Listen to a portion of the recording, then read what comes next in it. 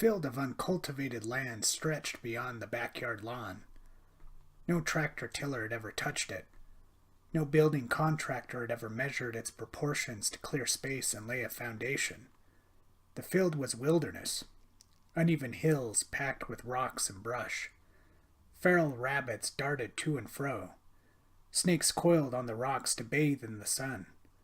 Lizards, russet-colored as the earth, dashed to all the hidden nooks and crannies the moment your presence was sensed. Said presence was a 7-year-old boy named Bobby Whitaker, and his adventurous young boy fancy was filled with delight. The field beyond his backyard contained hidden treasures, and the peach jar nestled in the grip of his right hand he hoped would soon be containing a new treasure. Action figures? Video games? Bobby cared little for such fakery. He wanted what was real and spontaneous. He wanted the spoils of a safari. Perhaps this time he'd collect an immense lumbering tarantula. If his hands were quick enough, the whip-like racer snake.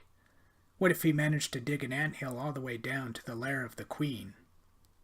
His young 7-year-old imagination was hardly steady. It moved from safari expedition to imagining himself as one of those snake wranglers on TV, the guys and gals who collect the venom. Maybe that's who he'd become when he grew up. Bobby was the continually chaotic and exciting impetus of potential.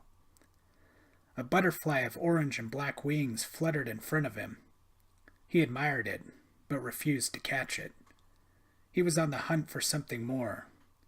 Maybe a snake would coil up in the striking position and have a battle with him. He climbed to the top of a hill and looked back at the lines of houses behind him. He was now outside the bubble of his hometown of Judson. He was the king of his own mountain. The crisp air felt good on his skin. The sweet and somewhat cloying scent of the brush and dirt uplifted him. He looked up to see a single crow soaring amid the vast blue sky. "Hello, crow," he said. "I see you. Do you see me?"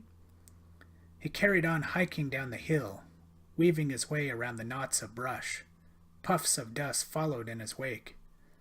When he reached the bottom of the hill, that's when he saw it, a large ribbon snake, black with yellow stripes, slithering so quickly over rocks and through brush it looked like a mirage. Bobby's heart jolted into a rapid pace. He gasped at the exciting tingle of adrenaline. Then he took off, racing after it, no longer trying to weave his way through the tangles of brush, but plowing over them.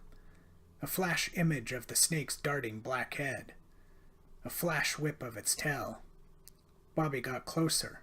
He reached down, hoping to grab the snake before it disappeared in a large patch of sagebrush, but instead his foot hit a rock, and he tumbled to the ground, crying out as he did.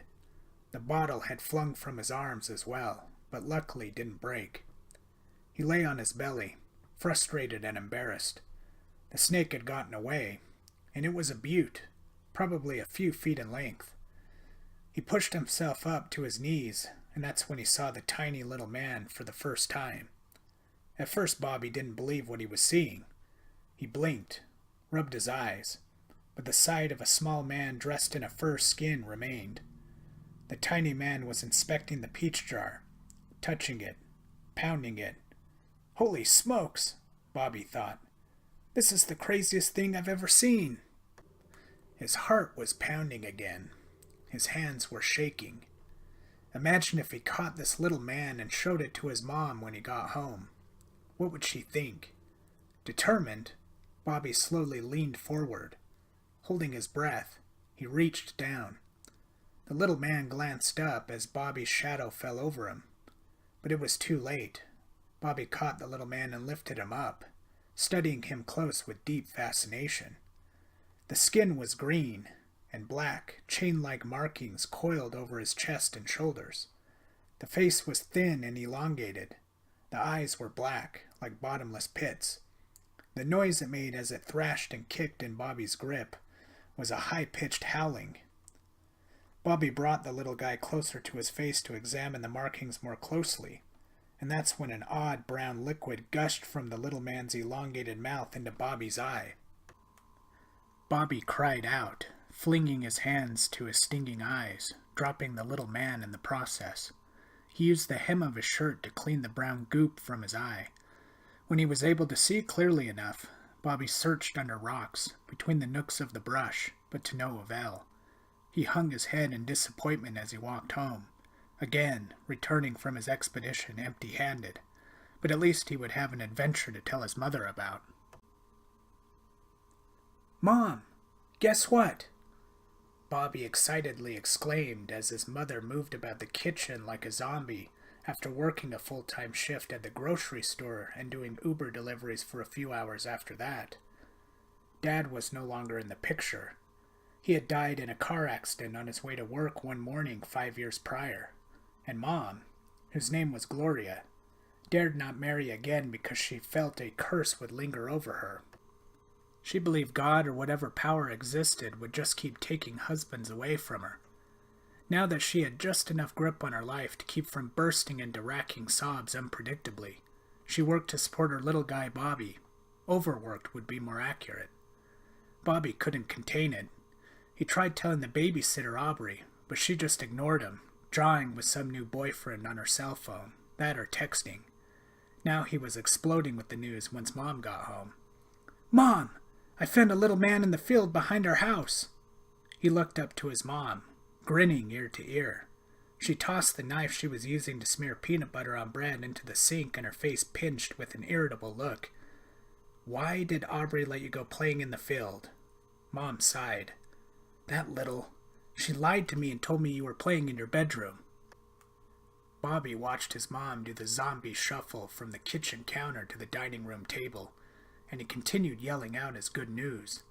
"Mom, he was dressed in fur. His skin was green like Greedo. He spit something in my eye, but I washed it out." Not even the slightest smile cracked on his mother's face. She slowly ate her sandwich, sipped her milk, gazing at her son with a deadpan look. "Sounds like you had a fun day today," she said wearily. "But I don't want you messing around in that field again. You'll fall and get hurt, or something poisonous will bite you." "Mom, don't you believe me?" Bobby felt so overwhelmed with restless frustration he felt like he might blow up like a balloon overfilled with helium. "I did. He was as big as my thumb, out in the field." "It's all your imagination. Go to bed." "No, it's not. Bobby," she pointed in the direction of his bedroom down the hall. "To bed. I've had a long day and tomorrow will be longer." "Fine." Bobby marched away with his head down and hands balled into fists. It seemed everything turned against him, like his mom was always mad at him. He closed his bedroom door and sat on his bed. Model airplanes dangled from the ceiling on strings. A B-52 bomber and an F-16. There was a poster on the wall of LeBron James midair for a dunk. Another poster of Rey from Star Wars, wielding a lightsaber with cold determination. Bobby laid back on his bed, surrounded by his totems of boyhood magic and adventure, and dreamed of himself racing over rocks and brush, finding a way to catch the little man he saw in the field. Bobby swam up out of sleep from the remnants of a dream. In this dream, a giant was stomping his foot on the front lawn, and their house bounced high into the air with each thunderous plummet of the enormous foot. He awoke to the sight of his mother's pale and frightened face. "Bobby, get up," she said, shaking his shoulders. Suddenly green light shone into the room from the window. Bobby looked to see 3 green orbs floating outside. "Mom, what's that? Come on." She pulled him out of bed and out into the hall. The entire living room was glowing green, and shards of glass littered the floor. The couches were on their sides, and as Bobby and his mom rushed across the room to the door that led into the garage, Bobby saw the bookshelf tip over, and books clatter to the floor in an untidy pile. "Get in the car," Mom commanded. Bobby climbed into the passenger seat, feeling completely awake now. His arms and legs shook, charged with adrenaline, but not thrilling excitement this time. This time it was all fear. There was the hum of the garage door opening. His mom climbed in the car and fumbled with the keys a moment before she could get them in the ignition. She started the car. "What's happening?" Bobby asked. I don't know, Mom answered, her voice weary and hoarse. Green light ignited in the garage as she backed the Subaru out onto the street. Both Bobby and his mother screamed as they watched the home they had lived in for the past 5 years collapse in on itself. Fiery green light burst out from the cracking roof. The chimney rocketed into the night sky, trailing green fire. Windows and walls crumbled as easily as collapsing cards from the force of the green light. Clouds of dust and debris billowed in the air.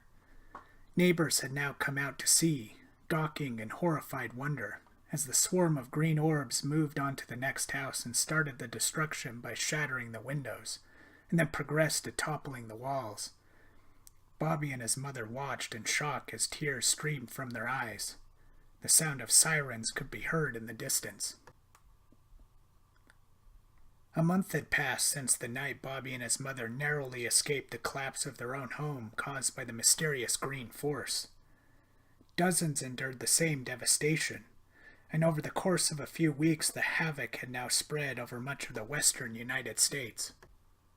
Bobby and his mother sat on a bed in a remote motel room near the edge of the Colorado, an area which had been spared so far, but according to the newscast they were watching, it may not be spared for much longer, and they'd have to move further east. The newscast showed vast wreckage of homes, overturned cars, blurred images of dead bodies. Matters had grown so bad that even the military had to step in. The newscast showed an image of soldiers guiding people through the streets, a tank rolling over debris. The final report they watched that night made Bobby erupt with a gasp of astonishment. The military had managed to neutralize some of the green orbs using a specialized sonic blast weapon, and they showed an image of one of the creatures. A small man with green skin, black chain-like markings coiled over the shoulders and back, elongated face, and eyes as black as mine shafts. A military general explained that when the tiny men congregated together, they produced a destructive force field that glowed green in color. The sonic blast weakened this force field because it caused them to break out of their groups. That's the little man I saw in the field, Mom. Bobby pointed at the screen. The military general explained that eventually they would investigate where the creatures had originated. For now, they were focused on protecting the people. His mother switched off the TV. She then hugged Bobby closely and kissed his head. Let's go to bed, hon. Tomorrow we'll move further east. Bobby curled up close to his mother on the bed. He couldn't sleep. His mind replayed the wreckage he saw on the TV, as well as the image of the tiny man. An overwhelming feeling came over him then, unlike any fear he had felt before. The feeling seemed too big for his small mind and body. Mom? He said. Yes, baby, Mom replied. Who will protect the army people if they can't stop them? A moment of silence. Then his mother said, I don't know. I guess we'll just have to pray and hope at that point. The overwhelming sense of fear faded just enough that Bobby drifted to sleep alongside his mother.